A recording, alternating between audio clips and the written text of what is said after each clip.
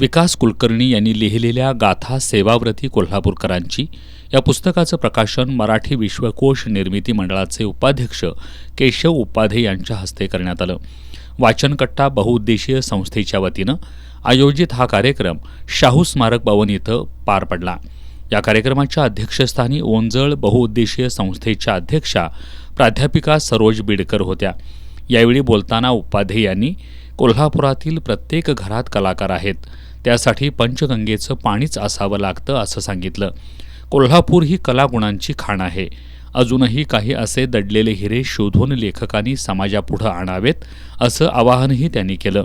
लेखक विकास कुलकर्णी यांनी स्वतःची यशोगाथा न लिहिता समाजातील वेगवेगळ्या क्षेत्रातील 24 हिरे शोधून त्यांना पुस्तकांच्या माध्यमातून लोकांसमोर आणण्याचं फार मोठं शिवधनुष्य पेललं असल्याचे गौरवोद्गार त्यांनी यावेळी काढले.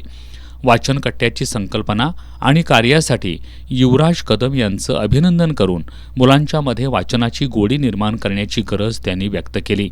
यावेळी पद्माकर कापसे, गीता हसूरकर, धनंजय नामजोशी, प्रशांत जोशी अशा 24 सेवाव्रतींना मान्यवरांच्या हस्ते पुरस्कार देऊन गौरवण्यात आलं. या सन्मानांमध्ये मानपत्र, शाल तसंच गाथा सेवाव्रती कोल्हापूरकरांची या पुस्तकाच्या प्रत्येकी 11 प्रती देण्यात आल्या. या कार्यक्रमाला आपचे Sandeep Desai, doctor Satish Patki, father Francis D'Souza, doctor Shailendra मानी, डॉक्टर शशिकांत पाटील, रुजाय गोन्साल्विस, वाचनकट्टाचे विश्वस्त दीपक परीट, प्रतीक भोसले, संभाजी सावंत आणि वाचनकट्टा संस्थेच्या सचिव वनिता कदम आदी उपस्थित होते.